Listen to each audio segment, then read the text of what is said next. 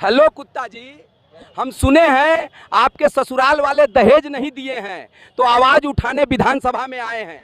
हाँ, ससुराल से एगो थार और 10 लाख नगद मांगे थे, वो सब नहीं दिया, इसीलिए अपनी बात रखने विधानसभा आया हूँ। अच्छा, ये बताइए कुत्ता जी, आप करते क्या है? हम सरकारी नौकरी करता हूँ।